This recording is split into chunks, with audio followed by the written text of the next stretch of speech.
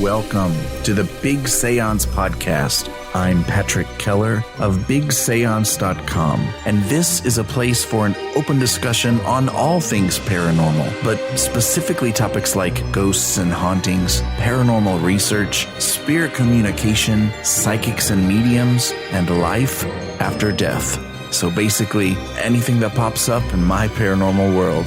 The candles are already lit, so you might as well come on in and join the seance. Today, I want to reach back into the archives to revisit my two-part interview with Edwin F. Becker in 2014 about the frightening real-life experiences that he and his family suffered through in the early 1970s in their home in Chicago. Those experiences led to NBC's Carole Simpson filming the first televised exorcism in their home in 1971. Edwin's book, True Haunting, originated as just a journal to document it all. The accounts of the activity are just amazing. And as I said in my review for the book over 10 years ago, it reads like amazing fiction, except it's not. In 2012, the Paranormal Witness series featured the Becker family in an episode titled The Tenants, and I highly recommend you check that out if you can. The two-part interview for the Big Seance that we're revisiting today was one of the first interviews I had that I felt was really big. I was super proud of it, and Edwin later reached out to me to tell me that to that date, it was perhaps the best interview he'd ever been a part of.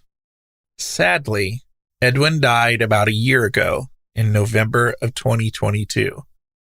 But to my surprise, today I discovered that there was a major motion picture in post-production called The Haunting in Wicker Park.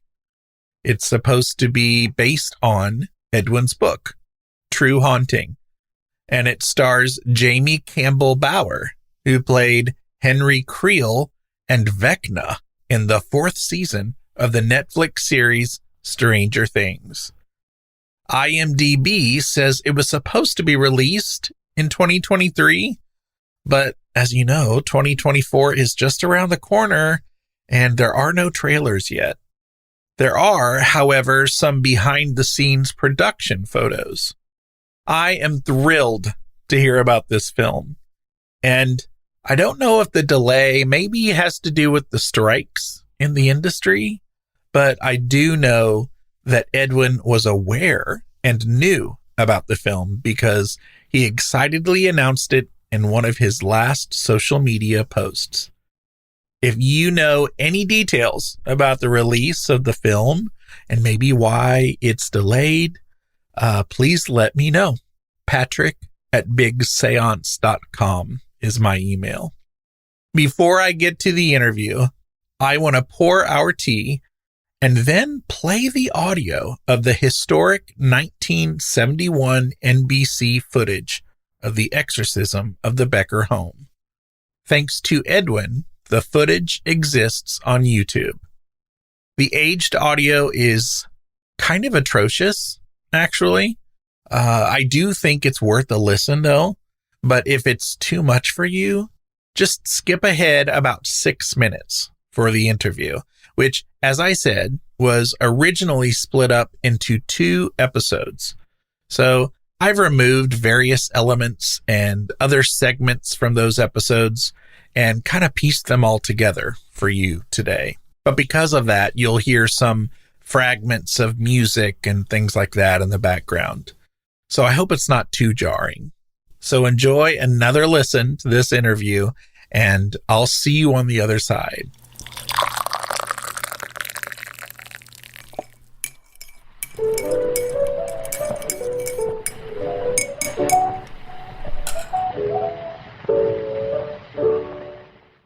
With Halloween just a couple of days away, thoughts turn to the supernatural, and most people treat the subject lightly. Most people are skeptics, and they're not interested or concerned in the mysterious things which sometimes occur around them.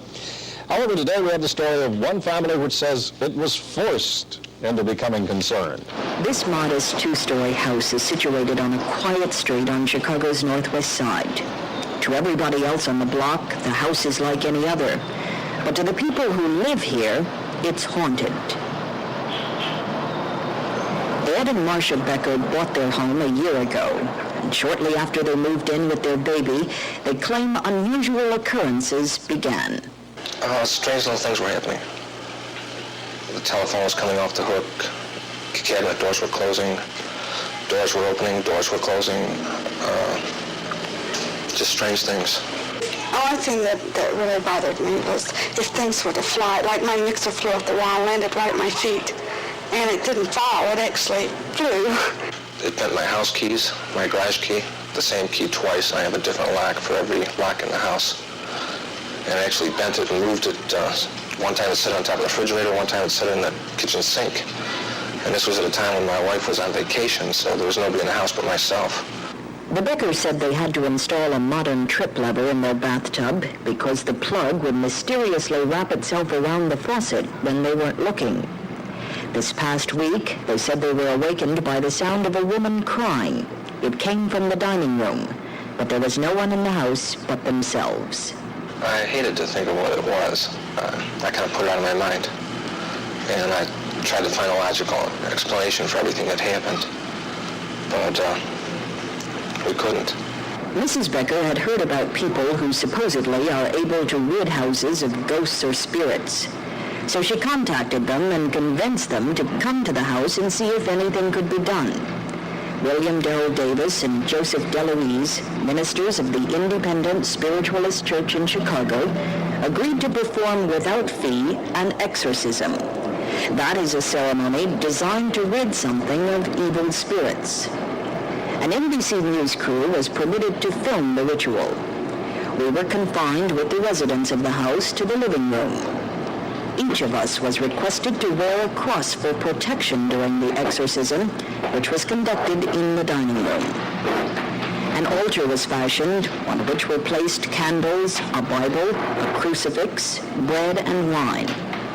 At first there were prayers to God, and then the ministers gave each other communion. Reverend DeLuise is a medium, and during the ritual he went into a trance. He described it as a total relaxation of his mind and body, which he says allows him to communicate with spirits. Once he assumed this mental state, we, the spectators, felt a strong gust of wind from an open window that blew the curtains and rattled the Venetian blinds. Shortly thereafter, Reverend DeLuise began talking. He claims the spirit used his vocal cords. Combination. Why should it concern you?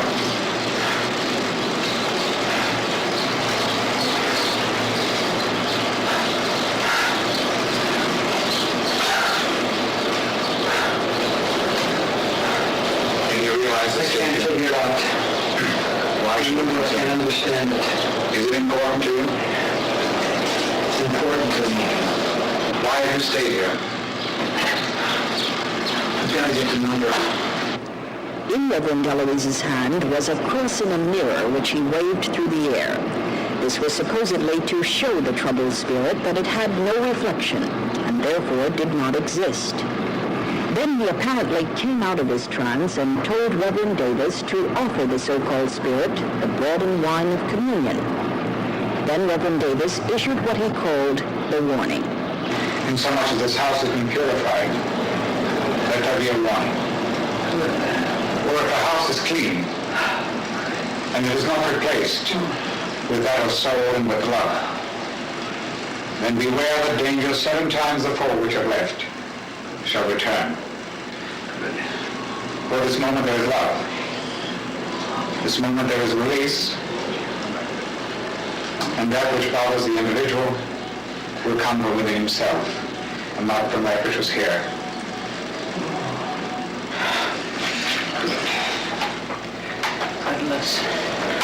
Following the ritual, the ministers went through every room in the house, as well as the roof and garage, spreading blessed salt. They said this would seal the house symbolically, keeping the spirit from returning. Reverend Deloise said the spirit was an old woman who may have been gypped out of some money. Deloise said she was worried about a number, possibly to a safety deposit box. The Beckers found the explanation plausible since they found out an old woman had died in the house before they bought it. It's been several days since the exorcism, and the Beckers report the house has been quiet. The phone remains on the receiver.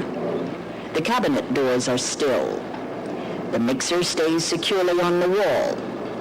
And there have been no mysterious footsteps in the back of the house. The exorcists say the ghost is gone. The Beckers hope they're right. Carole Simpson, NBC News. Today, I am honored to have Edwin F. Becker as our guest. Edwin became a best-selling author, honest-to-goodness best-selling author, with the release of his book, True Haunting, in 2011. He has appeared on Sci-Fi's Paranormal Witness and the record-breaking Season 2 finale, The Tenants. He has also acted as guest, host, and co-host on numerous commercial and internet radio shows. He also has a few of his own radio shows, which I'll let him tell you about a little bit later. But those are in U.S., Canada, United Kingdom, and Australia. He was born in Chicago, Illinois, a baby boomer. He went on to become a professional musician and spent his later teen years traveling the States with an R&B show band. During his travels, he met and married his wife, Marsha, of 47 years. Entering college, he studied the emerging field of computers and eventually progressed to VP of MIS for a major healthcare corporation. He became president of a software company that catered to the sales and development of healthcare inventory management. Suffering a near-fatal heart attack, he retired to Missouri, where he opened a collectible store for a number of years. He has been writing original stories for over 3 decades for pure enjoyment. He has 2 daughters that have given him 4 granddaughters. Today, he resides in Springfield, and it's a place I've visited many times. Welcome, Mr. Becker. How are you today? Good, Patrick. Thank you for having me. Oh, I'm excited. I'm honored to have you. Thank you. I read your book last spring and loved it. By the time this episode airs, many listeners will probably be recovering from the rush of Halloween and the sugar highs. For many paranerds such as myself, we often experience a kind of letdown after the Halloween season ends. The media stops teasing us. Department stores have really already moved on to Christmas, and some of us are just not quite ready to leave the spookiness of Halloween behind yet. Well, I have what you are looking for today, that's for sure. Edwin is here to talk about his book, True Haunting, which is the true story of the incredible paranormal experiences that he and his young family experienced in Chicago in 1970. I'm going to say the story for him to tell, because I just have to say, I was so caught up in the story when I read it a year ago, and I blogged about it a few times. And as I said in my review of your book, it reads like fantastic fiction, but it's not fiction. So take us back to 1970, Mr. Becker. How does this incredible story begin? Going back to 1970 is kind of a difficult thing for a lot of young people because the world was so much different. We didn't have the communication devices. Telephones were illegal to own. You could only lease them from your phone company. They were controlled by the FCC. There was no technology. I mean, our biggest breakthrough in technology was the fax machine for those people who could afford one. No calculators. So calculators were becoming brand new and if you can imagine a simple calculator costing $300, that's the kind of times it was. Not many people had technology. Yeah. The laws were much different. So, I mean, the story, my book starts out with something that people have written me about, and young women question me and take offense to it. I went out and I bought a building on my own without my wife. Well, a woman's signature was no good in 1970. Even if she was working, she couldn't get a mortgage, and her signature was no good on the mortgage. Everything was male dominated, and my wife trusted me. It starts out, I guess, with we were pregnant. She was pregnant and coming late in her pregnancy, and she wasn't feeling well, and our landlord kicked us out, literally, which was something landlords could do in 1970. They could say, I want a tenant that's single. I want a working couple. I don't want children. I don't want pets. I want someone who works at night or something like that. They could specify whatever the hell they wanted, and there was no law to protect any consumers. So our landlord basically said goodbye, and after 3 years of marriage where we were footloose and fancy-free and found it easy to get apartments, we suddenly found out, holy smokes, we're in trouble because nobody wanted children. Mm-hmm. So I saw an ad that simply said heir estate, which kind of told me someone had passed away. Usually, the heirs are liquidating, so the death wasn't any surprise. And in Chicago, it was common, and it was in an older neighborhood. And my biggest worry was that my wife wouldn't like the inner city, the congestion, the closeness, because she was from Tulsa, born in Texas. I met her in Tulsa, which was a flat, modern, very spacious city. But I went and I saw this building, and the building was, it was horrible condition. It was what we call a 2-flat in Chicago, but it's a up and down duplex, 2 apartments. And it literally needed everything, from painting to caulking to windows to carpeting to flooring to, it was awful. But as a young, optimistic man, and I had come from a poor background, I was anxious to sink my teeth into it and fix it up. And I'd be the first landowner in my family, so I had a bit of pride involved, personal pride. And much like Paranormal Witness, I met the real estate man in front of the building, and he looked kind of frustrated. It was a hot day. His face was all red. He was kind of an overweight guy. And he took me up the stairs, and we opened the door to the hallway. And coming out of the first floor apartment was this very old woman, filthy. She had a poodle cradled on her shoulder that, my wife and I never figured out if it was gray or white, because the poodle was filthy, and it was biting at her hair. Her hair was matted, like maybe she had fleas or something. And she just bombarded us with the filthiest language that you ever heard. I must say it's an absolutely frightening thing to see on Paranormal Witness. They did a really good job with that. Well, it's true. They laughed at me, Paranormal Witness, because I told them they didn't do a good job with it. Because I told them if that would have been Myra, I would have hugged her. The Myra I saw was rabid. She was rabid, and she kept screaming at us that you don't belong here, we don't want you here. Now, I assumed, being naive and not having any paranormal experience, I assumed she's talking about her and her little dog Toto. That's the we. Mm-hmm. But she called us every foul name in the book, and then the real estate man laid into her. And I was sort of in shock. I was taught to, respect my elders, and especially respect women. You wouldn't talk to an old woman like that. Mm-hmm. And so he shocked me. But then afterward, I said to him, why did you talk to her like that? And he says, the only way you can control her. He said, she's crazy. So he was anxious, and he always had nervous feet within the building. And I, as a young man, I had never bought anything before. So there was no negotiation on my part. I didn't even know you could negotiate. Mm-hmm. I didn't know to ask the history, how long it'd been for sale, how many times he showed it, which was probably 1 million.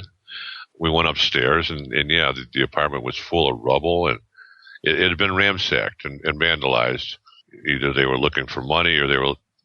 Later, I heard that the original owner, the father who built the building, had a thing about burying his money and hiding his money. Mm. So everything was torn apart. upholstered chairs were cut open, and it was a mess. And but I thought, it's nothing that I can't fix. I can put linoleum on the floor. Linoleum in its day was like your vinyl covering. I could paint it. I could fix it. And even though it was difficult, people won't relate. Today I can go to Home Depot and I can get a whole kit that's going to tell me exactly what to do, and here's all your parts you need. Not in 1970. In 1970, my rehabilitation meant that I had to go to a plumbing store. I had to go to an electrical store. I had to go to a lumber yard. There was no one place gives you everything anymore. And I had to learn. I had to learn from tradesmen because there was no self-instructions. But I figured, no, it's a mountain I can climb very easily, and I looked at it optimistically. And then I had to bring my wife in to see it. And she didn't voice her honest opinion right away. I could sense that she didn't really like it that much, but I think I was hoping she would see that we could fix it up and make it a home. The only thing she did actually that kind of gave me an indicator was I took her down to the basement, and the basement was a cave. It was the house was built on the ground, and then it was lifted up, and then the basement was built later crudely. But I figured I'm going to clean out this basement and make it the laundry room for both the first floor and second floor. And Marsha literally took one step in. She didn't even take the second step in. She stepped in and she said to me, "Eddie, I'm never coming down here." And we argued a bit about it, and I tried to tell her I'm going to make it nice, I'm going to clean it. No, she said, "I'm never coming down here." So she forced me to run a gas line up to the enclosed back porch where I put a dryer. And we got at the time they made a Hoover washer that you could hook up to the kitchen sink, actually. And I bought her one of those so she could do the laundry upstairs. And this was a day before Pampers, all right? So that's another thing landlords didn't want, is they didn't want, you had a laundry service that picked up the diapers, assuming you could afford it. And the laundry service gave you a plastic barrel or drum, and a week's worth of dirty diapers went in there, and then they would deliver the new ones. And having an infant was a stinky process, So a lot of landlords didn't want to deal with that. They didn't want the diapers and, all the screaming in the kid. But Marsha, she didn't voice her true feelings to me. She was more sensitive. She did have some paranormal experience in that she visited a gifted person when she was a teenager, and she kind of believed in these things, and she had a sensitivity. I did not. I hadn't. I was a Chicago punk, actually. I came from a broken home. I spent some time in an institution. I was afraid of, people. People could hurt you. As far as spiritual, I was taught from a Catholic perspective, and I was also an altar boy, an old Latin altar boy. We believed in the Holy Ghost and we believed in apparitions. But I never really, until we owned this building, realized that there was no recognition of the flip side, that there could be spirits out there that aren't so nice. That was never talked about. It wasn't an issue. So we bought this building, and a month or so later we moved in. Now, I had to agree with the sellers to keep Myra on for about 120 days because they couldn't, nobody in the family wanted her. And we saw the hatred at the closing because we went to the closing with our attorney, and there were 11 people on their side of the table, each a family member with their attorney, and they were fighting over this. At the time, this was $16,000. So there wasn't a whole hell of a lot that everybody was going to get out of it. But man, they got into an argument. It was absolutely true over a $2 and change photograph that the real estate people used. Wow. So they would not split it. I'm not paying for it. I never asked for it. I had no say.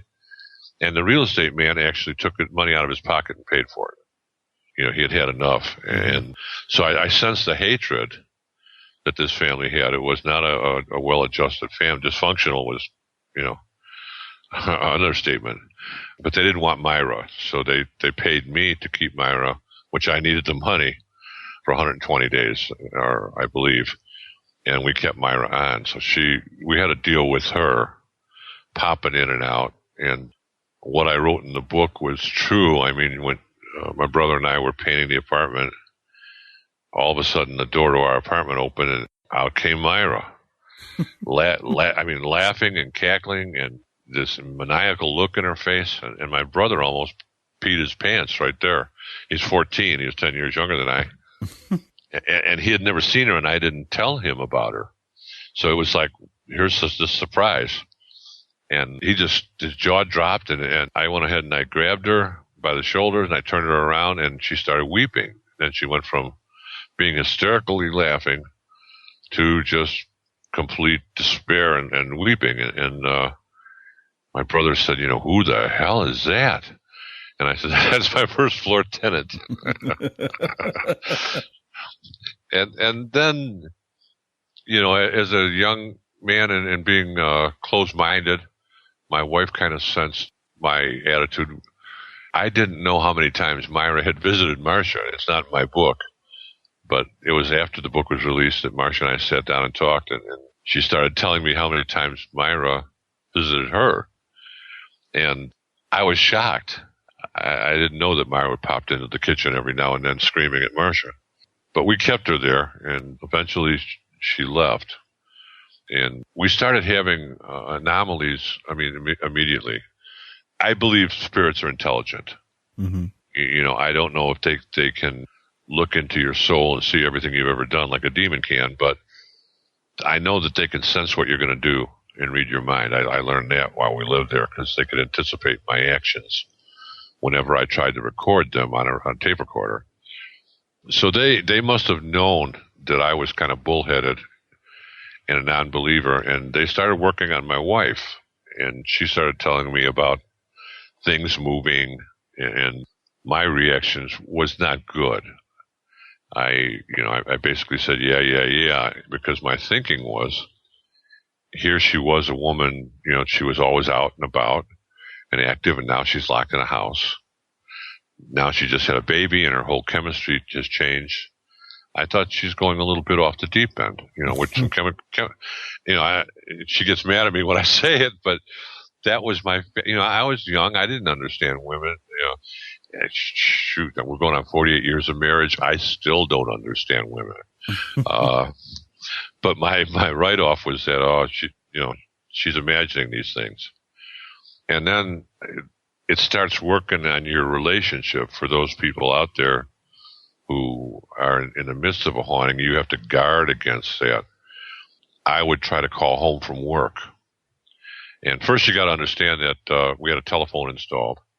A telephone, just having a jack installed in the apartment, cost me a week's pay.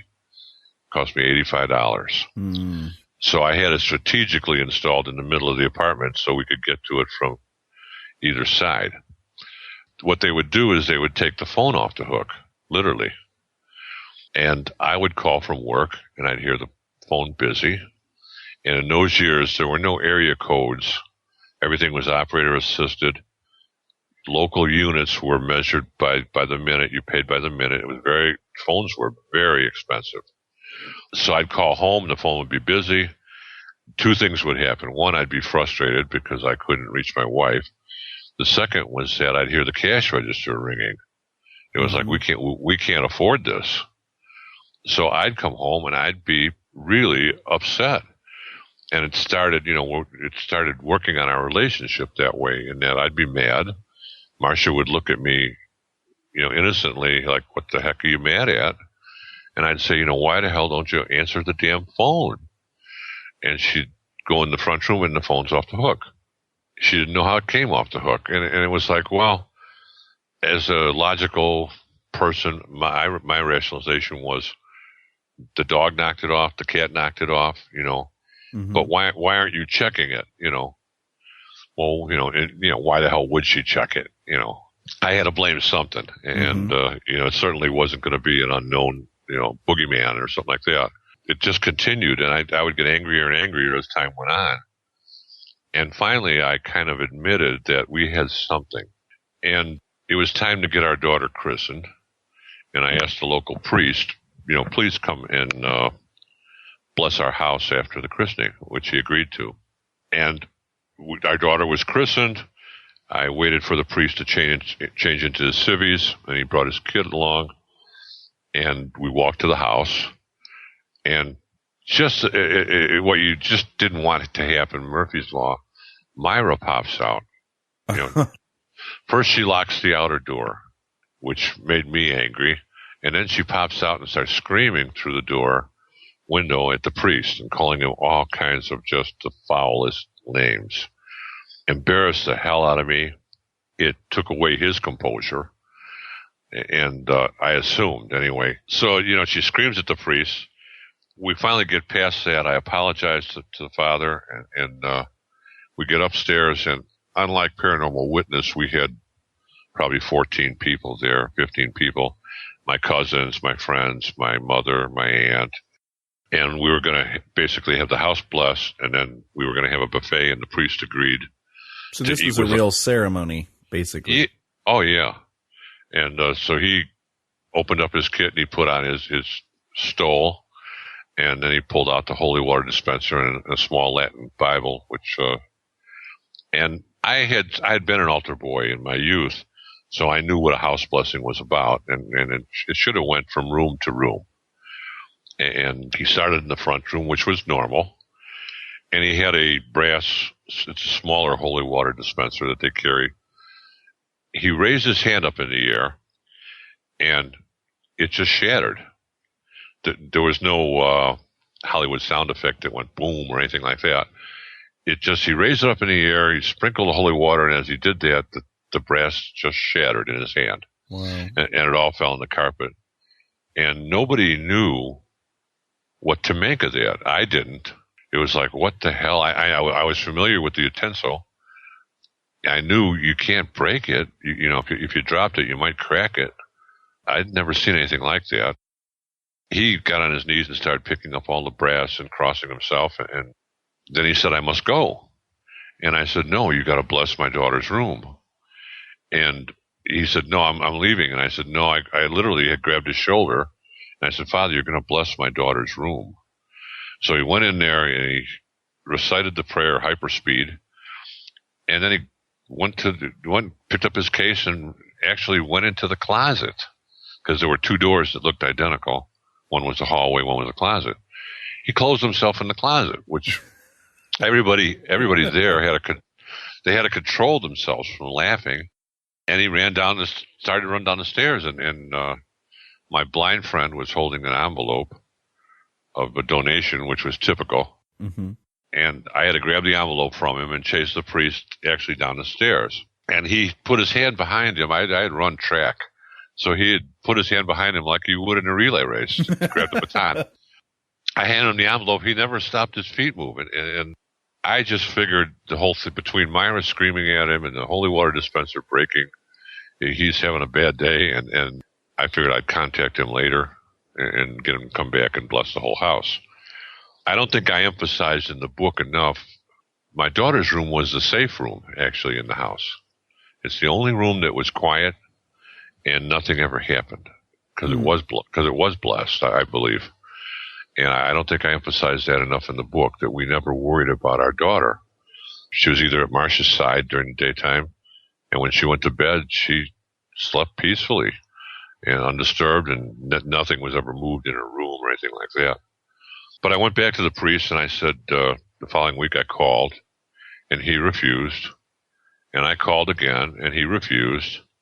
And finally I decided I'm going to visit him, and I did.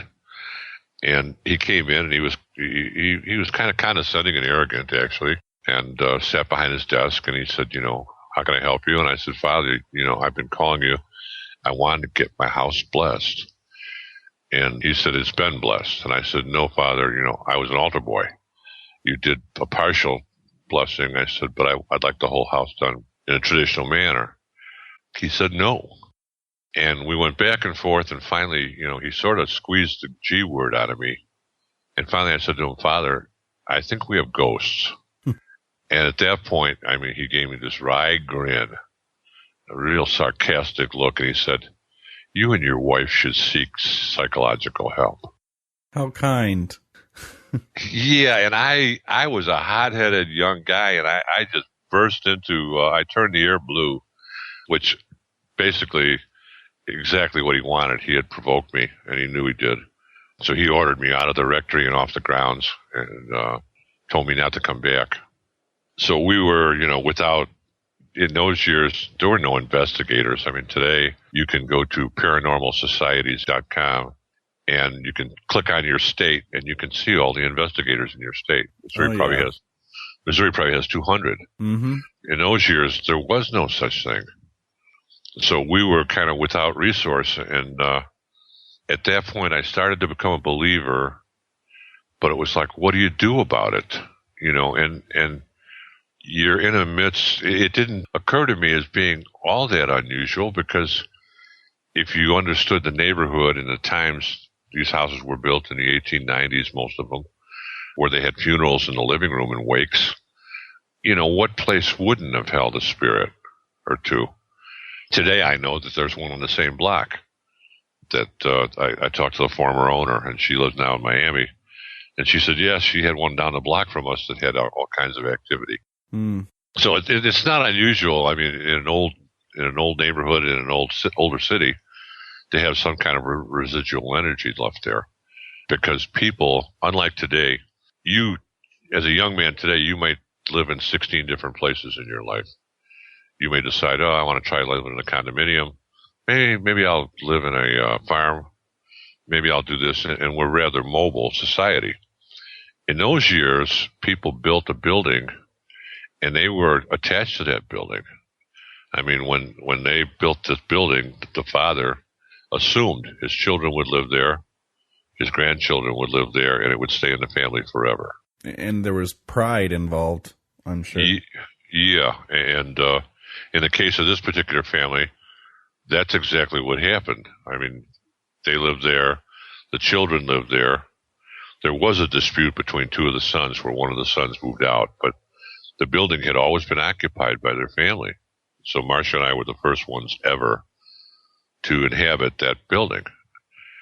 And Paranormal Witness had it right. In the basement, I did find a room. I found two different rooms. One was a shed. I call it a shed, but today it would be like a storage locker, but it was crudely made. And they had three of them. And one of them was for a coal chute in its original day. And you could smell the coal. The other was for storing stuff. One of them, even after I bought the house, maintained a lock. It was locked, and I thought that was kind of unusual because they had ransacked the whole place, but no one touched this one shed. And I quickly broke the lock, and you're anticipating, here's something that it's in there. Obviously, it must be valuable because there's a lock on the door, and now it's mine. So I'm thinking of treasure or tools or something good. It was full of pornography, and it went a step beyond. Pornography of that day was lame compared to today, but this guy went a step beyond in that he saw pornography in everything. Mm-hmm. So there were these shoe boxes full of clippings that were put in little piles and rubber band where he'd cut out body parts. Cut it out if it was a woman's body part, and he'd cut it out in the same neat form and put them like baseball cards. Mm. And even my 14-year-old brother said to me, Ed, this guy is freaking sick. And his name was on everything. So he became my focus. Everything that I ran into that was unpleasant, I talked to Ben. Ben, why the hell didn't you people clean up this basement? Ben, why didn't you fix this electrical socket? And pretty soon I was talking to myself. You don't realize it, the changes you're going through. Mm-hmm. And when we rented to our first floor tenant, our first tenant was Dan and his wife. We took them on instantly because they had the same problem we had. Their landlord kicked them out because they just had a baby. So Danny was a really, really nice guy. I mean, but his first take on me, he didn't tell me this until 40 years later on the Paranormal Witness set. He said he thought I was just a big crazy man. and I said, why the hell did you think that? And he said, from the first floor apartment, he said, I'd open up the door. He said, I'd hear you in the basement. I'd be down there cleaning up, and eventually I cleaned it out. I bleached the place. I painted it. But he said, I'd look down there. He said, I'd see you walking around talking to yourself. Well, I was talking to Ben, and, I could actually feel him following me. You have these instincts, at least most people do, where you feel like you're being watched. Mm-hmm. Or you can feel something's there. I would feel that. It didn't bother me, but I would assume it was, I'd call him Ben. And I'd say, I'd say the foulest language, screw you, Ben. Your family is a bunch of idiots and psychopaths, And Dan would see me babbling down there, and he told me 40 years later, him and I laughed. He said, I thought you were just a little bit off. And when the anomalies started hitting him, which I didn't write much about at all because I didn't know much. I've got enough now to start another book on what happened to him and his wife. And it may come to fruition. But when he told me what was going on in his apartment, I was shocked. 40 years later, my wife and I, our jaws dropped when he started telling us that his tools were missing. His tools would be, he was blaming me because he'd leave his tools on the back porch and a couple of them would be gone. And he thought I stole them. And electricity went on and off. He thought I was shutting on and off his power, which I had no reason to. We had two different electrical boxes. But everything he blamed me for, we sat 40 years later and we just laughed. I said I couldn't believe it, that all this was going on. Because I kept him at a distance at those years as a tenant and landlord. Mm-hmm. I simply viewed it that if they don't pay the rent, I got to kick them out, and you can't kick your friends out. So you don't make friends with them. Marsha became a little closer with them than I did. But they were going through their own troubles. And much like Paranormal Witness, we would hear audible arguing. And we thought it was them. They thought it was us. They could hear it. And eventually we figured out that it wasn't either of us. How long did that take? I wondered that. Like, did you go through the whole relationship with you and the downstairs tenants and not realize the whole time? Or was there a moment where you guys were like, hey, so this isn't either of us? It was quite a while. I mean, I told Marsha never to talk about ghosts in front of the tenants. I assumed that I thought whatever activity was happening with us. Mm-hmm. I knew there were a lot of quirky things and scary things about the basement, but I didn't feel much on the first. Hopefully didn't feel there was anything on the first floor that was going to happen. And so I didn't want to scare them. And I knew from the get-go that in our introduction, Danny had a background. He was a Canadian Indian, very superstitious. So I had to laugh when we met each other 40 years later in St. Louis. He looked at my right hand immediately. And in the book, I think I mentioned that he told me that I had a black star sapphire ring, and he told me a black stone is bad luck back in 1970. And so when we met in St. Louis 40 years later, he looked at my hand and he said, no more black stone. I said, no, it's actually a safe deposit box. So he said, that's good. He was very superstitious, so I'd never bring up ghosts.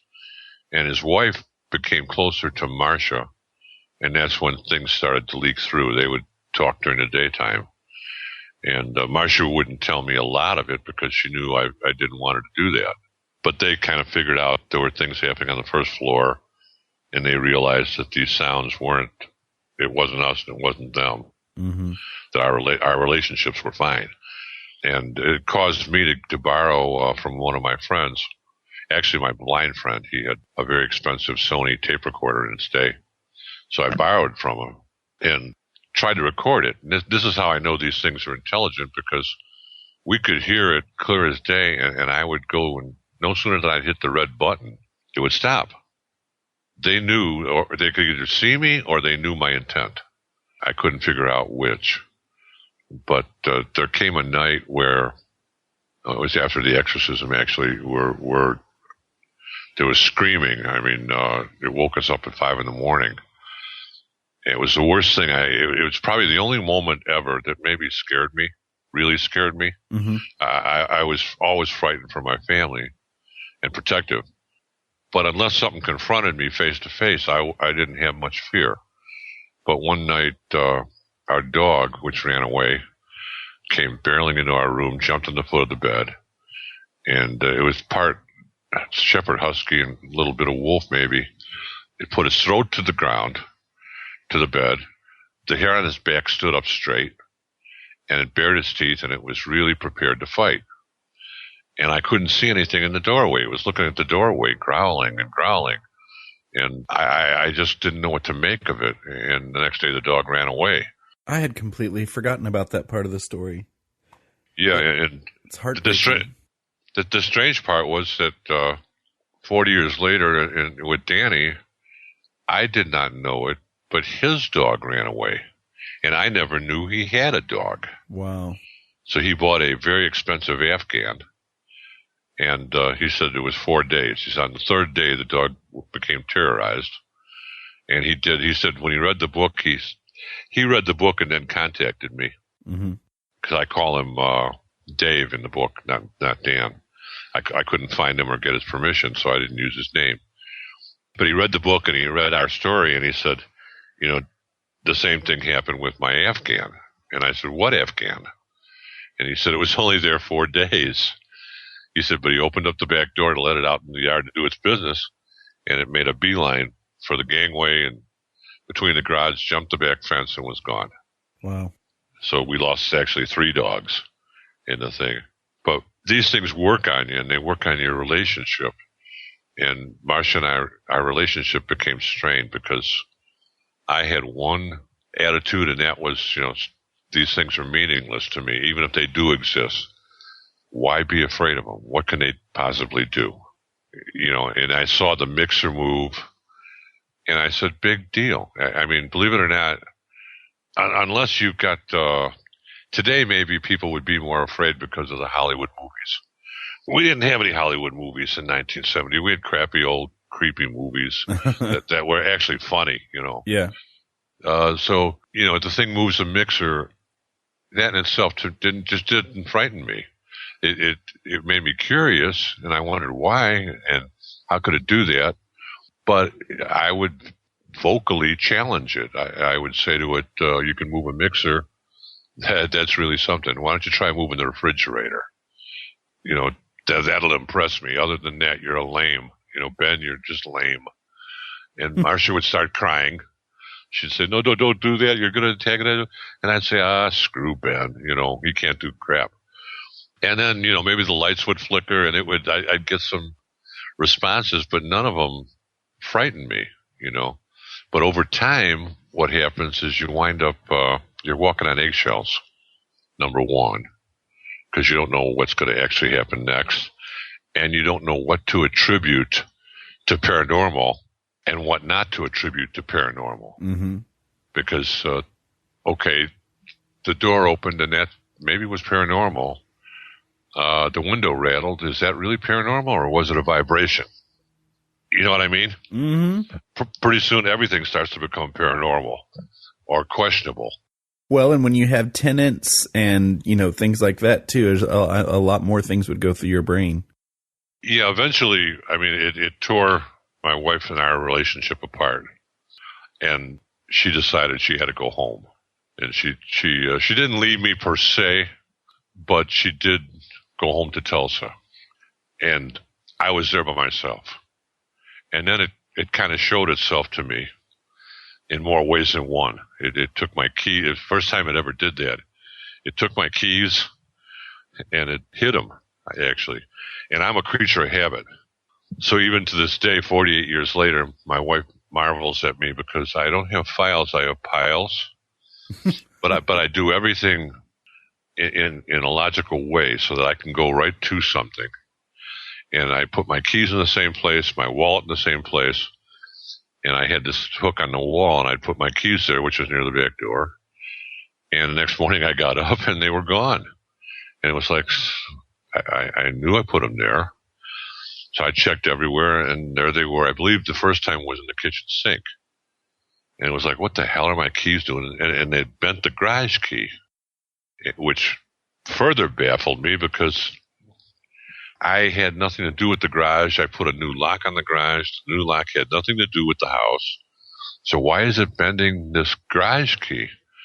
But it did that, and it started toying with me. That was the first time it actually turned on the gas on the stove. And I started to cook something, and I hadn't turned the gas on. And the dog wanted to go out, so I took her out for a walk and came back, and what I had on the stove was burning, boiling over. And it was like I didn't turn the gas on.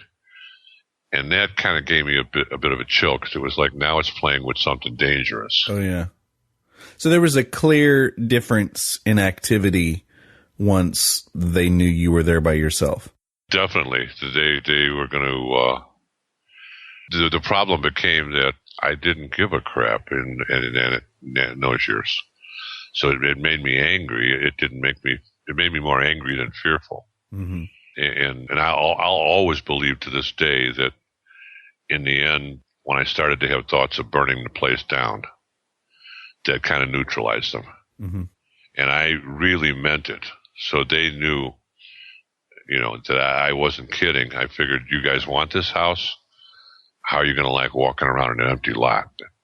And I started thinking about burning the place down. And that was at the end, toward the end. But I believe that neutralized them, that they were dominant in that house. That was their place. Like my wife was always afraid. She's afraid to this day that if we talk about them too much, that they'll find us. And I told her, yeah. I never worry about that. I said, Marsha, they were attached to that house. I never worried about them following us. And the psychic had told us never to take anything from the house with us when we left. I did. I still have the jar with the bullets in it. And Marsha just found that out last month because we were talking about the subject, and I pulled out the jar, and I said, this is the jar. And were you in trouble? A little bit. She was very, very surprised. But I told her I knew that for whatever reason, they were attached to that property. And, you never get introduced to your ghost. And ghosts lie. That much I can tell you. When I talk to these investigators out there, we may have some in your listening audience, they go to a place and they basically spend enough time. It's like a snapshot. They don't give the ghost time to build up energy, which is one of the reasons they don't get enough proof and evidence. But when they do get an EVP, an electronic voice recording, they can ask a ghost, is this, they'll do the research, and they know a little boy named Johnny died there. And they'll say, is this Johnny? And the voice will come back, yes, across this staticky thing. It ain't Johnny. Whatever is there it's dominant and it's lying. Mm-hmm. That's all I can tell you. And it's much like Ouija boards. I am not an advocate of Ouija boards. Stay away from Ouija boards. Mm-hmm. And I've gotten into harsh debates with people who believe that you can use the Ouija board to communicate with the ones you love. To me, that's plain BS, okay? With the Ouija board, if you're successful, you can talk to something. But it's much like a prison phone, okay? You're going to talk to the most powerful person on the other side. You may think you're talking to your Aunt B, all right? And it may answer, yes, I'm Aunt B. No, you're not. You're talking to the most dominant, strong energy on the flip on that side of the fence, in that dimension, and they will lie. So much like I addressed Ben, I don't know if it was Ben or not that was creating the activity. Actually, whatever I was toying with was something that I couldn't see. Right. Now today, I know that I don't go ghost hunting, because you're going to walk into a room if you know that there's an energy there. And you really don't know if it's a teddy bear or a raptor. And it can come home with you. There can be attachments. So it's a very, very dangerous game some of these investigators are playing. Mm-hmm. What we eventually did is I eventually went back to Tulsa, brought my wife home. I promised her we're going to do something. And she said to me, what should we do? And I flippantly told her, because there was a very popular commercial in those years from the Yellow Pages. It used to have a jingle that said, look through the Yellow Pages. So I told her, look through the Yellow Pages. And she did. And I'll be damned if she didn't find two places listed under psychic research. Well, she invited the first people through, and to make a long story short, they were just charlatans. They were wannabes. Our building scared them more than it was scary to us. They ran out of there. They saw the phone come right off the hook in front of their eyes. Mm-hmm. And their eyes almost popped out of their head, and they were gone.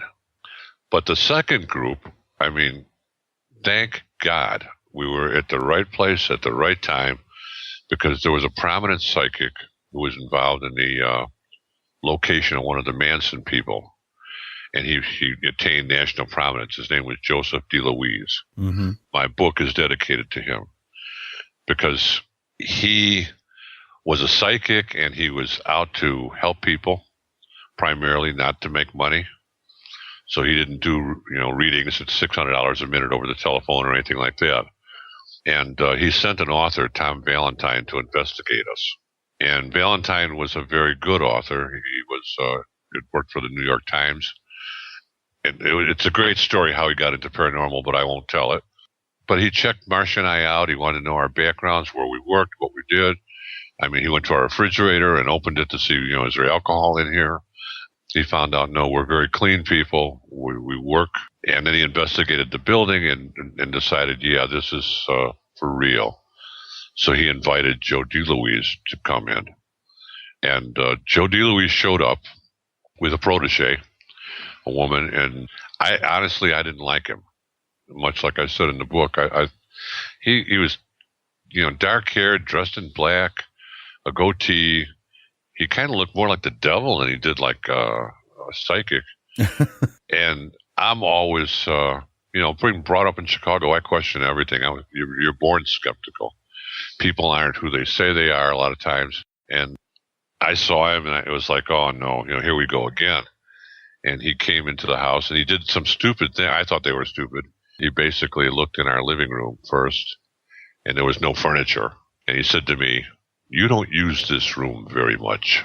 And I'm thinking to myself, unless you were wrestling or boxing, you're right, because there's no, what the hell are you going to do in a room that's empty? And then he looked into our bedroom. None of the bedrooms had doors on them. We had a vinyl sliding door on ours. But he looked at our bedroom, and, he knows there's only 2 adults here. He says, that is your bedroom. And it's like he's telling me something. And I thought, about the time I'm thinking, what the hell kind of psychic is this? I'm not wasting my time. I was on the verge of saying, just get the hell out of my house. The woman grabs my hand, and she looks me directly in the eyes and pauses for a second and says, bullets. And I said, no one knew what that meant, because I had never told Marsha, never told a soul. I had found bullets in a jar in the basement. I didn't want to throw them away in the garbage, because Chicago used to burn its garbage a few miles from us, actually. And I figured that they could go off. They could hurt someone.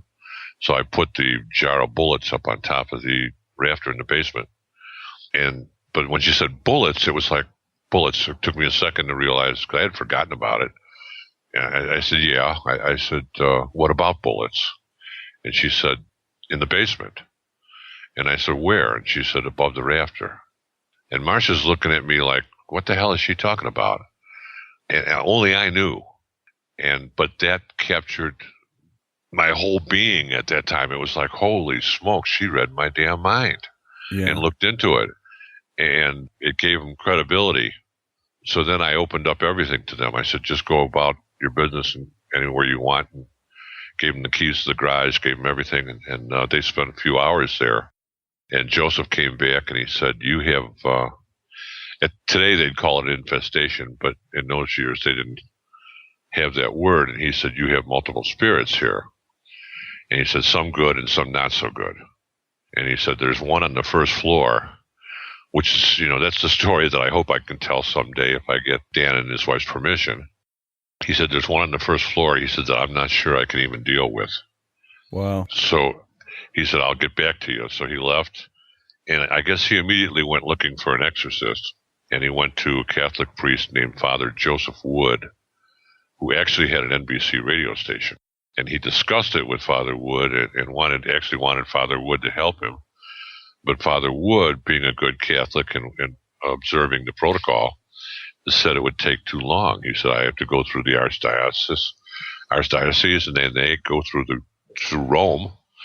We got to get all these permissions. And then they have to have proofs, which today I still think is ridiculous. That is so crazy. It's like, if it's demonic, I know a little bit about demons now, and I've studied it and wrote a novel on it. In fact, the Catholics want the demon to fill out an application to be exorcised. There's no demon that wants to be exorcised. So the whole thing doesn't make any sense. We would please talk another language so that I could, fill out this criteria. It's a silly thing. And I have a good friend, Archbishop Ron Fale, who runs the Order of St. Michael, and they are valid exorcists. And he said on radio, we had him as a guest once. He said he gets calls from people who say, "Father, help me, I'm possessed." And he said he immediately recommends that they get some help. He said, because there is no demon that calls for its own exorcism. He said, so the minute a person says, "Hey, I'm possessed," it's like, no, you're not, because a demon would never go to a priest for exorcism. That doesn't even make any sense. But that's how I view the Catholic perspective of it, and I'm kind of a fallen Catholic. But Father Wood wouldn't help. He basically said, I can't get involved. I'll get excommunicated. I'll have a problem. So he recommended Reverend William Dale Davis, who was an Anglican exorcist, and he was the real thing. Today I meet people in the paranormal world, and they'll say, I'm a demonologist. They're a dime store demonologist. Okay. I know they never met a demon in their life. You meet a true exorcist, and you'll meet someone, most times they won't have a family. They won't be married, because they know that some of this stuff can attach itself or attack their family members. They're very, you'll sense an aura of strength that you don't sense in the average person. They're prepared to face what they have to face. And if you study demonology, there's a hierarchy to hell. And there are certain demons that have legions of demons under them. Some strong, some not so strong. So in the case where I talked about spirits, you can find the same thing in demons. A demon can be a weaker demon, just a member of a legion, or it can be one of the hierarchy where you're going to have your hands full. They're going to be the cage fighter of demons. And an exorcist is prepared. They're prepared to face that, to close their mind like a steel trap, and to stand on their feet for 40 hours. That's a true exorcist. So William Darrell Davis came in, and immediately I could sense his strength. But the problem became that an exorcist and a medium do not work well together. I don't know that there's ever been a case in history where, other than ours, where a demon and where an exorcist and a psychic worked well, because they're opposite philosophies. Mm-hmm. The psychic is a medium, and he wants to open his mind, let the spirit come in and deal with it.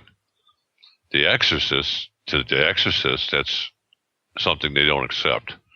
You don't let anything come into your mind. Mm-hmm. So they started there was a friction there that Marsha and I sensed. We didn't know why at the time, because we weren't smart enough. But we knew that somehow the exorcist and the psychic aren't getting along. And they decided they were going to exorcise the building.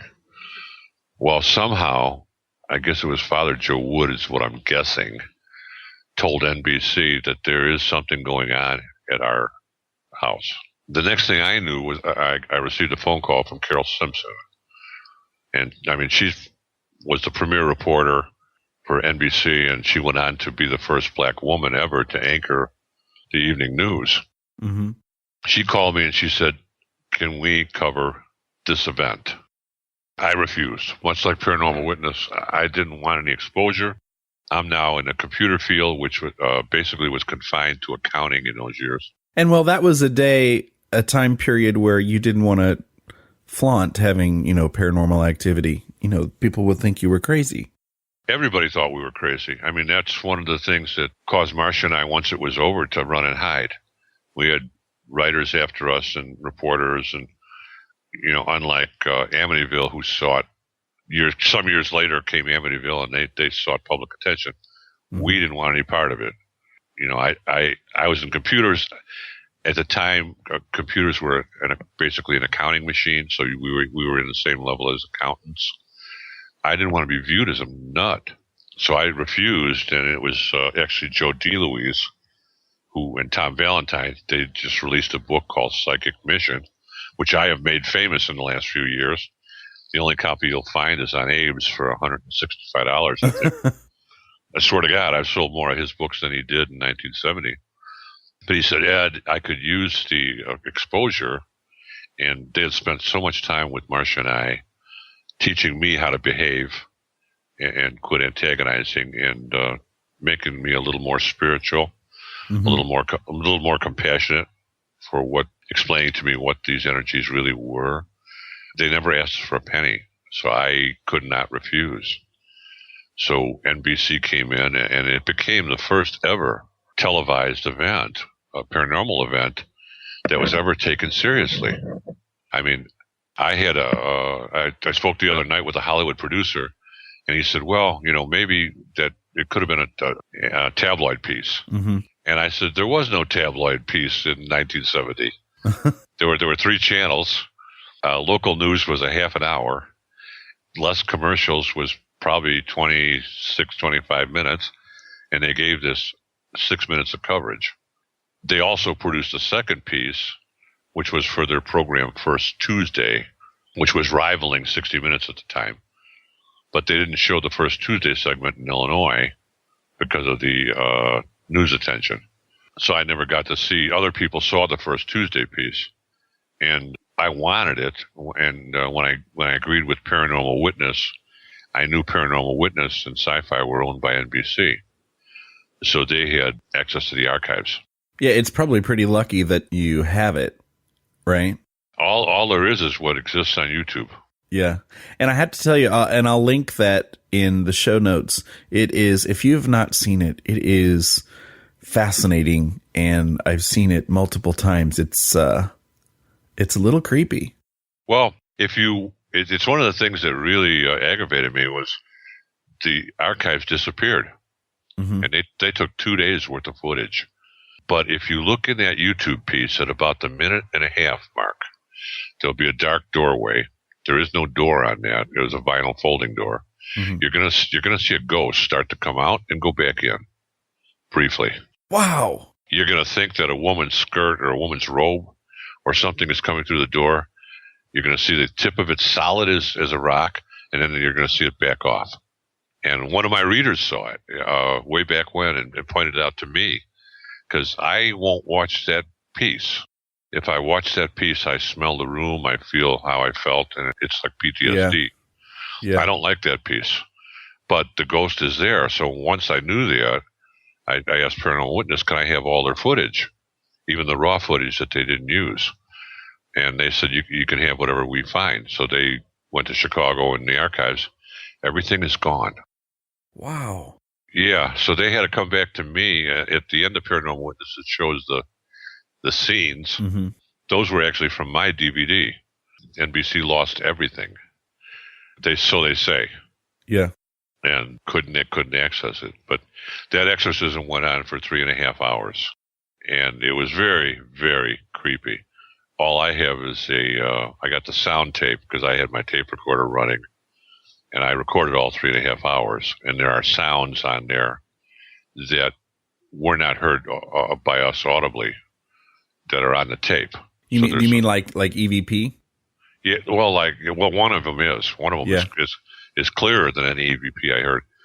There were a bunch of knockings and slammings, mm-hmm. which definitely wouldn't have been there because the sound man was so sensitive when the birds started out. He didn't know how to handle the birds because they didn't have equalizers and things like we have today. One bird started chirping, and he kind of tried to adjust the sound. Next thing we knew, we had 2, 3, 4, 5. Next thing was 1,000 birds out front of our house. All kinds of birds, not like ravens or scary birds, just a huge flock of birds screaming. And they couldn't, if you listen to the YouTube closely, you'd find they couldn't filter it all out. You can hear them. Yeah. But on the sound tape I have, we have some knockings and some slammings. And then there's a clear child's voice that says, Mama. That's all we hear is Mama. And one on the second floor, half a mile from any school, in the middle of the day, windows closed, doors sealed. I mean, it's one of the mistakes that Carole Simpson made. She said a gust of wind came through the window. No, it didn't. Everything was sealed with salt. When the blinds rattled, there was no gust of wind coming from the outside. They rattled because they rattled. It was very, very frightening. But if you look at the end of the exorcism, you can tell that they were not successful. You can look on their faces, and they look like they just lost a basketball game by 52 points. And they left. And they stayed in touch with us. Everybody stayed in touch with us. I mean, I had to eventually lie to Carole Simpson. She is such a wonderful woman. She was calling us every week. Are you guys okay? Are you guys okay? And finally I told her, Carole, everything's fine. Everything's quiet. And I lied. And we communicated recently, and I asked her, I said, I have all of that, tens of thousands of news pieces. Do you remember me? And she wrote me back, and she said, Ed, I will never forget you and Marsha. She said, it's the one piece she said she'd never, ever forget. And Joe DeLuise stayed with us and would come by and check on us and bless the house. He was an ordained minister. Besides being a psychic, he basically altered my behavior. And the only thing we could do was get out of there. And I took on a number of jobs. I actually lied in my book because I said I took 2 jobs. I actually had 3. I had my day job, which was 50 hours, 5 days a week and 4 on Saturdays. And then I'd go part-time and work at an ecological company called Copolymer in the evenings. And I'd work till 10 o'clock at night, 10:30. And then I had a weekend job for Franklin Spalding Business Machines, where I'd program their machines. And I just went into a routine where I was saving every damn cent I could find to get out of there. Mm-hmm. And the right opportunity, which is a whole nother story. It should never happen, but I believe, my guardian angel was with me. We got offered a real estate opportunity that was unheard of, and we moved out. And it was like I found this dynamic real estate agent who could sell. I mean, he could sell you the Brooklyn Bridge, but it broke his back. The Campbell Street house broke his back. He wound up babbling to himself. After about 3 months, he said he'd shown it 100 times. And I finally said to him, I used the G word, the dreaded G word. I said, it's haunted. And instead of him being, looking at me like I'm nuts, he got excited. He said, you're kidding me. And I said, no. Well, he was there was a whole popularity about, my sister had done it, ruined her life, but there was a popularity with Ouija boards and seances, new age stuff, and, flower children. Him and his wife were into that. And he said, is it really haunted? And I said, you can check. You can, call the existing tenants because they're about to move out because of the activity, which he did. He verified it. I called my tenants. I said, just tell them the truth. And they did. And he said, Ed, I want the building. He said, but I don't have any money. I can't buy it from you. And I said, is there a way? I said, all I want out from the responsibility. Well, Illinois had what they called a quitclaim deed. And for $10, I could transfer, he could give me $10 and I could transfer all the responsibility and the mortgage to him. And it was all legal. And I told him, I said, you get the deed, I'll sign it, you can have the building. Everything in it. I had window air conditioners in the basement. I said, you could have the window air conditioners. I had $400 in escrow for taxes and insurances. And I said, you could have the $400. You could have it all. And we signed that deed. He never gave me the $10. I didn't give a crap. I just basically said, tap, tap, no take back. And Marsha and I went on our way. And, we refused to do it. Only one stinking reporter. It's on my website. My wife was very naive, and he called her and basically said he was a friend of Carole Simpson's at NBC, and they had a post interview they wanted to do. So she agreed, and it turned out he was with the Tattler. So there was a tabloid piece that ran that we had no control over it, and it's got a lot of errors in it where they tried to make it more, make it more scary. But all other interviews and things we turned down, we ran. We delisted our name from the phone book, and we wanted no part of any exposure, which is why when when I first saw Amityville, today we know that it's been debunked quite a bit. Right. But I saw the movie trailer and I debunked it immediately. I told my wife, that's bullshit, on a grand scale. I said, that ain't going to happen. No flying pigs' heads. They went too far with that one. Yeah. Because I was a brave guy, and I still am, I believe. I'm really not afraid. I won't go out of my way to confront anything. But I do believe I'm right with God, and I don't fear these things. But I'm not foolish either. Mm-hmm. So as a 24-year-old, if a flying pig head would have came out of the window, we would have been sleeping in the car. Peace out. Yeah. So you don't see this kind of stuff and then take your family home to go to bed. That's just unbelievable. It's not how a person would react, and that's why I don't do. I've been offered 3 or 4 radio programs where people want me on the air for an hour. I can't do them because I think that a radio host, you yourself, people are going to listen to your podcast and they're going to judge your integrity. Mm-hmm. You know what I mean? If your next podcast is on a guy who, like I met a woman who said she speaks the Sasquatch language. Now, I don't know how the hell she'd ever learn the Sasquatch language because nobody's ever seen a Sasquatch. But if I were a radio host, I'd have to take exception to that. Or my listeners would think that I'm going to believe anything that comes along. I once was unfortunately on a radio program with another author, and she wrote a book about a haunting in 1940, and she mentioned that they did DNA, and I said, she's 40 years old, I'm 69 years old. I said to her, lady, there were no DNA in 1940. And then she said, well, there were investigators and they got these tape recordings. And I said, there was no tape recorders in 1940. So I kind of feel like, you have to maintain your integrity.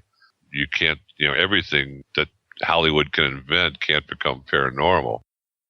I definitely want to hear about what's happened with you and the family since, and some advice that you would have for people, and maybe what you would change. But I also have, just for selfish reasons, one of the parts of the story that fascinates me as a musician and a music teacher, the part of the story in the house about the piano just fascinates me. Now that I don't remember if that was included in the book or not, but in the Paranormal Witness episode, that really caught my attention. Can you tell us a little bit about the piano part? Yeah, it's something that makes me angry sometimes because so many people have borrowed it for their movies, and even in The Conjuring, they put a piano. Yeah. In a basement where I don't know if you noticed, the way to get down the basement was too narrow for the piano to get down there. Yeah. But my sister had brought with her this ornate upright piano, and she didn't play piano. She plunked a few keys, but the piano would play. So it would hit certain notes, and it would do it at random times, but mostly at night. And so much so, one of the people that wouldn't appear on camera that I can't even get on radio is my younger brother. He doesn't want any part of paranormal, but he was there one night, and he heard the piano, and it caused him to tell me the next day, Ed, I'm never coming back here again. He didn't, because the piano would play the same couple of notes. Mm-hmm. Dun, dun, dun, dun, dun, dun, and in a very, very high octave. Mm-hmm. And my sister is a tragic tale. It's something that I don't even want to, a road that I don't go down, and I feel somewhat guilty about it. But she conjured up something that never left her. She died recently because she alienated herself from everybody and wouldn't talk to anybody. And actually, I think she was probably possessed because she was physically diagnosed as schizophrenic, bipolar, epileptic, but no medication or any treatments ever cured her, and she became reclusive she was fearful. If you can imagine living 40 years with the lights and the radio on at all times, when you go to sleep, she lived in fear, and it ruined her life. But she conjured up something that I don't know what she conjured up. But initially, she thought that piano thing was a great kick. She was showing it off to her friends, and the chandelier, and they played Ouija board, and all of this stuff became, entertainment until it took control of her life. And we watched her. My sister was a very vivacious, strong woman. She had 2 children and a big Irish husband, which they didn't show on Paranormal Witness. I didn't bring her into the apartment. Actually, her husband bullied himself in because he worked a couple blocks away at Stuart Warner. So he wouldn't have to use a car. I didn't know the activity because Dan never shared it with me. I didn't feel there was any threat at that time when she moved in. Mm-hmm. And I also didn't know that she was messing with the occult, which eventually I found out. But she messed with the occult, and it ruined her life. And we watched her go from happy and being a great mother to all of a sudden becoming depressed and serious, all of a sudden complaining that she's hearing voices, all of a sudden becoming abusive to her husband and children, and then eventually disappearing, running away in the middle of the night. And she was found eventually with a cult-like group in Cicero, Illinois, and was never the same. Mm-hmm. She was never the same. It changed her. And then what she did with the rest of her life, I won't even talk about because it would hurt her children and hurt her family. But she led a very dark life. So how did this change your life? And then because I know that I do have listeners that do experience to a certain extent, events, maybe not as hardcore as this, but, I'm a person who is so interested in the paranormal and that's what I do, but I don't have a lot of paranormal history. I never experienced any of this stuff, but I know that some of the listeners do. So I want to make sure you have the opportunity to give them advice on if they're going through an event like this, in hindsight, what would you do differently and what you would advise someone going through this? Well, today, I wish I was as smart at 24 as I am today. I didn't feel, when I bought the building and I went into a room that was noticeably cooler than the rest of the rooms, I thought it was a benefit. In Chicago, without central air conditioning and needing window air conditioners, I didn't recognize so many things. If your listeners are paranormally educating themselves, pay attention to your body. If a place is inhabited, typically they will send you signals. Now, a ghost that is not harmful, a spirit, might be there, and there's more of them than you can ever imagine. I've got letters. In the last 3 years, I got a pile of letters 2 feet high, literally, from people who had some type of occurrence that maybe I mentioned in the book. Mm-hmm. But typically, a ghost is not malevolent. Why they're trapped here, I don't know. But I get people who say, well, I hear footsteps in the hall, and it can even be at certain times of the year, every fall or whatever. I tell them, are you frightened? If you're not frightened, you ignore it and say a prayer for that person and just go about your business. They don't address it. Don't try to interface with it. Just ignore it, and you'll be okay. If you're out looking at a place, pay attention to your body, because if the hair goes up on your arms, if you feel a chill, if you hear a ringing in your ears, if you automatically feel, let's say, a hot flash, there are definitely signals your body will send. And typically, it's only going to be a negative spirit that's going to send those signals. It's going to let you know the air will all of a sudden maybe be a little bit heavier in one room. The temperature might be a little bit cooler for no explained reason. Pay attention to all that. And Marsha and I, we just moved from Branson to Springfield. We found the perfect house. It was 3 doors down from Mercy Hospital. It was built in the 30s. It was an Art Deco with a carport that went into a garage, very classic looking. It was a bargain. We walked into that house, and naturally, I mean, Marsha went right for the kitchen. I went right for the basement, for the man cave, you know. Mm-hmm. I got down in the basement.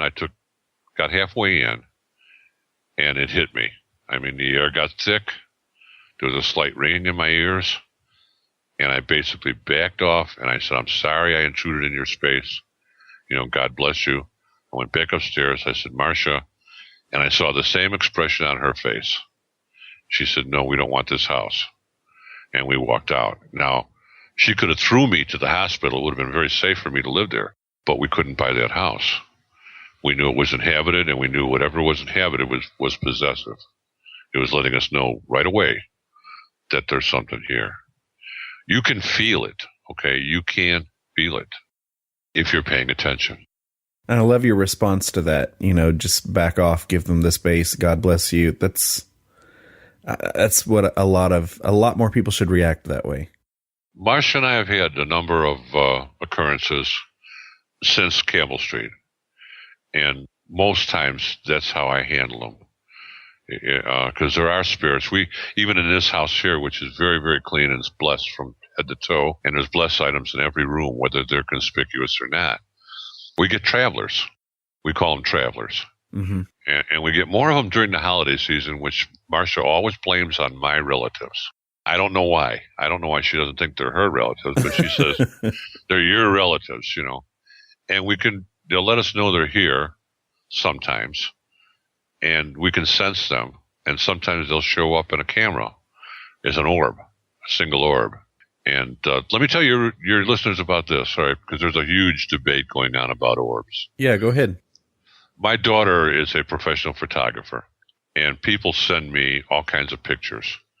And the first thing I do is I send those pictures to my daughter, and typically 99% of them she'll send back to me using a picture of our family and showing me the same type of situation. Mm-hmm. She can recreate them, and she'll say, Dad, this is fake.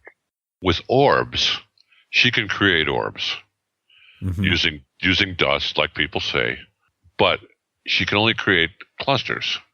If you rattle up dust, okay, it's going to be a lot of dust. So, you know, she'll create a picture that'll have 50 orbs in it, 20 orbs in it.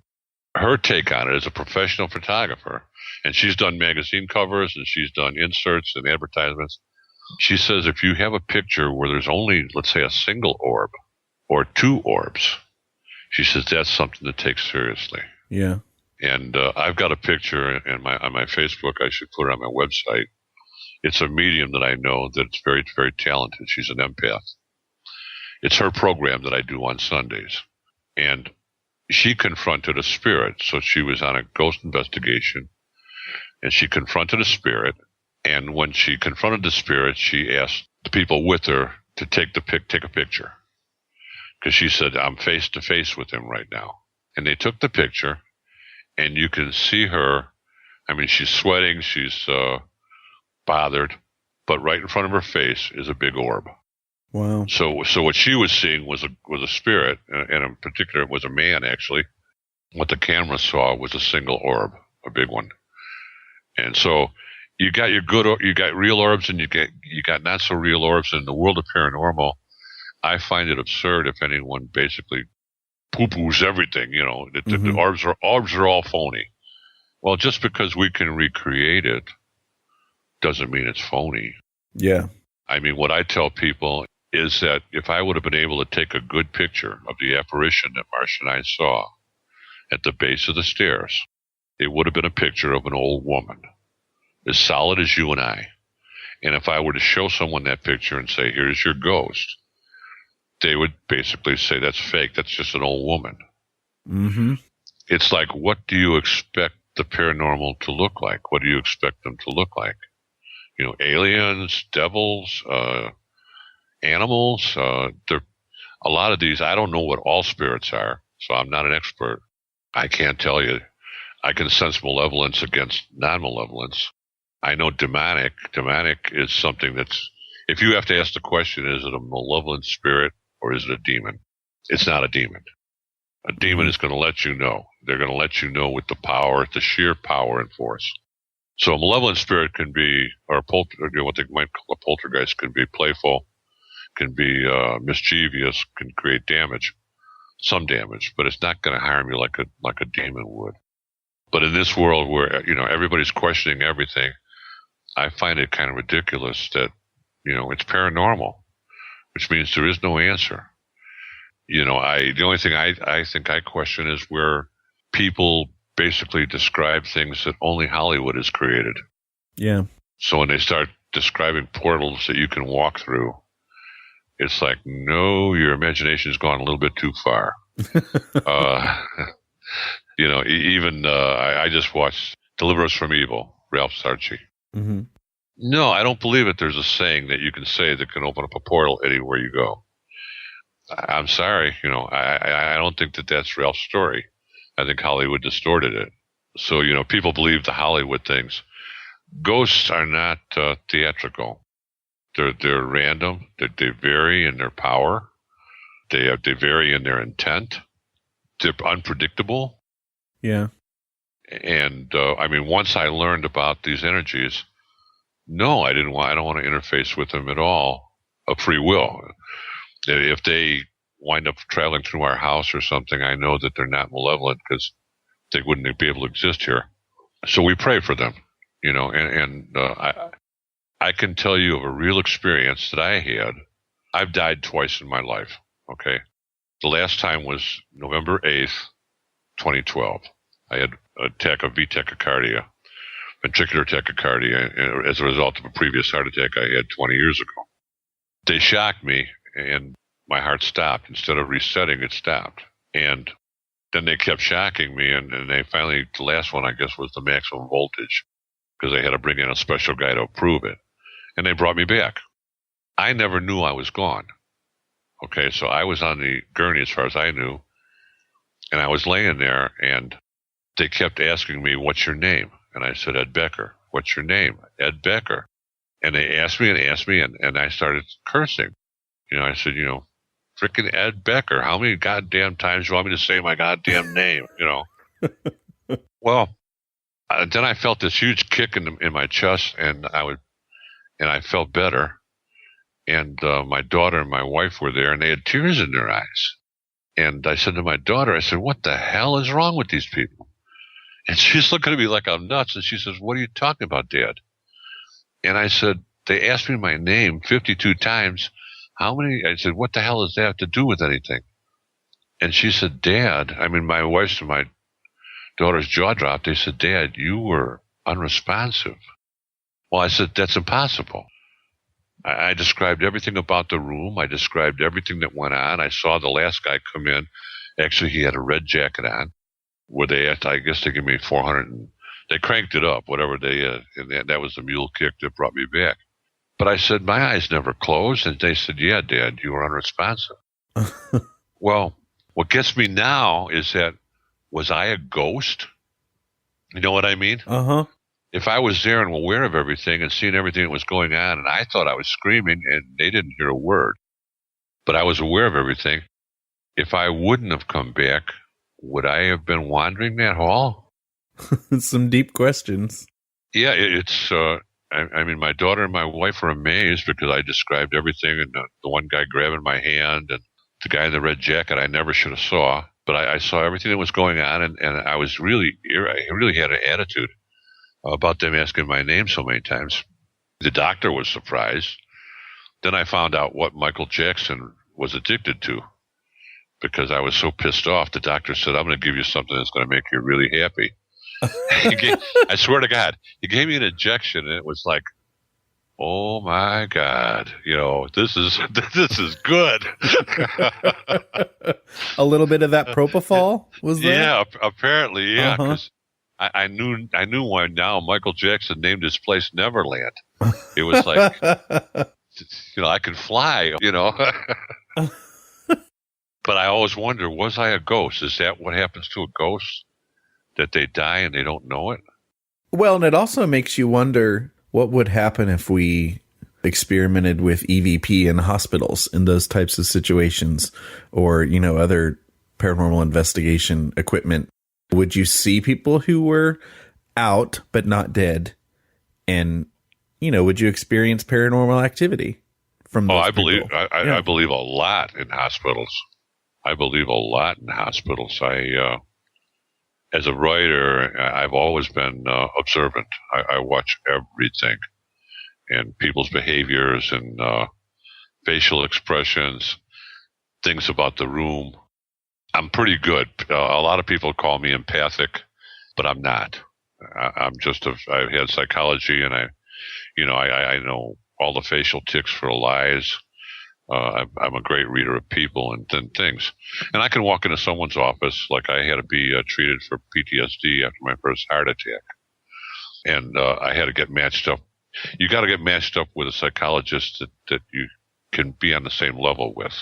So I walked into the first psychologist they matched me up with. I looked in his office, and there was just a picture of him and his fishing buddy. And then there was a picture of him bowling. I saw no family. I saw no children. I saw nothing other than a self-centered person. And I knew that I had nothing in common with this man. So I can read a room, and I'm pretty good at it. And I was at the hospital. I've gone to the emergency room probably half a dozen times this year because I've got blood clots in my leg. And in the ER, they've got a door that opens automatically. Plate on one side, plate on the other. Mm-hmm. Well, this time my wife was in. She's got a pacemaker, so she was in the ER. And I went outside to wait for her. And in my car sitting there, and I could watch through my rearview mirror the double doors. And people will step on this thing, the double doors open, blah, blah, blah. Well, I'm watching, and everything got still, and the activity ceased, and there was nobody there. And for no reason, the double doors opened. And there was no one on the other side, and no one on my side. And they stayed open, like something was standing on them. Mm-hmm. And then they closed. And I thought, boy, oh boy, that's unusual. So I became fixated on those doors. And it did it 2 or 3 times, where it just opened for no reason and then closed, like if something was passing through. Now, why they have to open the doors, I don't know, because they should just go through it, I guess. You'd think, it's, but that's our version of it, is that, ghosts can go through walls. Maybe they can't, I don't know. Or maybe they go through doors because that was their behavior. Or maybe the sensor, just recognizes them. Yeah, you don't know. But I did know that this is highly unusual. And the next time we went to the ER, I watched those doors and nothing happened. Nothing happened at all. So whatever was happening, but having my experience on the ER table, I know that there must be ghosts in the hospital, because I did not know that I was unresponsive. I was seeing everything. And I did, when they told me how many times I was shocked, I was stunned. It was like they shocked me 4 times. I only felt one. I didn't feel the first one that stopped my heart. Mm-hmm. And I didn't feel the next 2 or 3 afterward until that last one got me. And so, yeah, I believe hospitals are probably quite active. Well, Ed, why don't you give us where we can find you online and where we can be looking for those, looking for that possible future book and your radio shows. Let us know how we can find you. It's very easy. www.edwinbecker.com. And I take great pride. I answer every email, good, bad, or otherwise. So I have had a few people write me and say, your book's not scary enough and I didn't like it. And I'll write them back and I tell them I apologize. I'm sorry. I did not mean to offend you. I wish you would have been happy with it. I will answer every email at www.edwinbecker.com. The book itself has a beautiful website created by my daughter, www.truehaunting.com.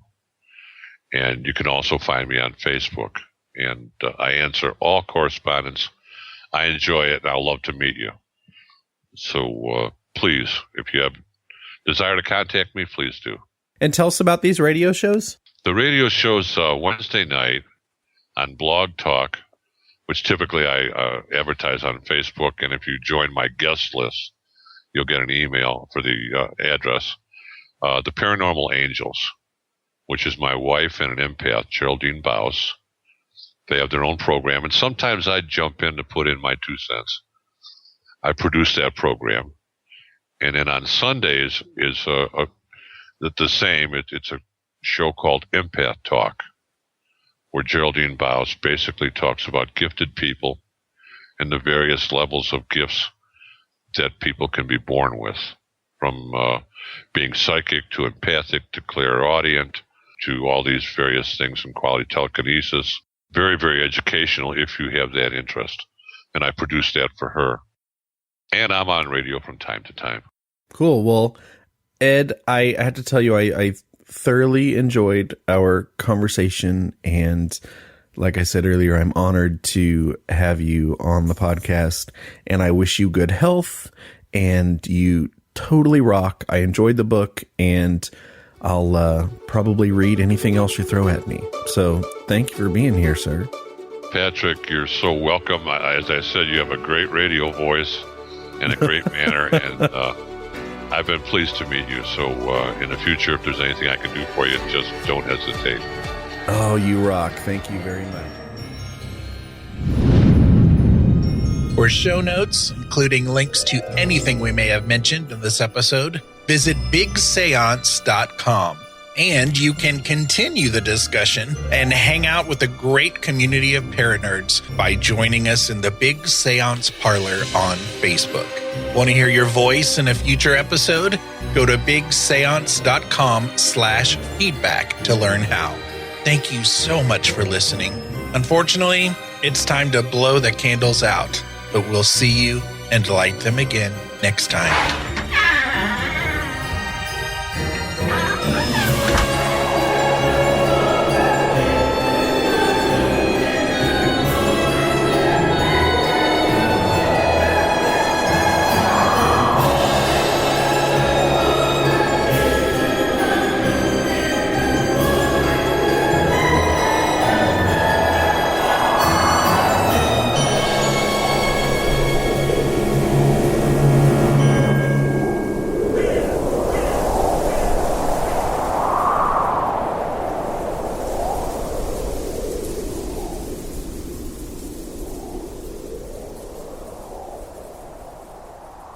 Thank you to the following super paranerds who support this show at patreon.com/Big Seance.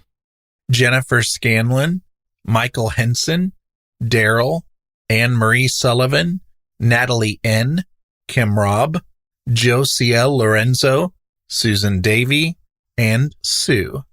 My supporters at the parlor guest level, who can be found at bigseance.com/parlorguests, are Anne Rekovich from ozparatech.com, Dina DeCastro of Dina DeCastro Astrology, Janae Michaels from Grey House Tarot and Farm Artifacts, Amy Park Gedicke of amyparkg.com, Lonnie Scott from weirdwebradio.com, Lana and John of Carbon Lilies, Midge Munster from midgemunster.com, Heather N. of dancingbeealchemy.com, Diane Razmataz, Tracy King, Andrew Watson, Amy Taylor, Christine Rath Selhe, Mindy Kintop, Hope Battaglia, Cass and Bailey, Melissa Armour, Janet Shaw Binns, Bruce Williams, and Christopher Kohler. And I currently have 4 fabulous listeners who support the show at the $10 level, y'all, which isn't even a thing. Those paranerds are Glenna Becker, Peggy Hagan, Steve, and the lovely Judy Skinner, and James Wilfong. I also had 3 wonderful listeners who support the show at the completely made-up $20 level. And those peeps are Norman and Linda Keller and Kevin Gilbert. Thank you, paranerds.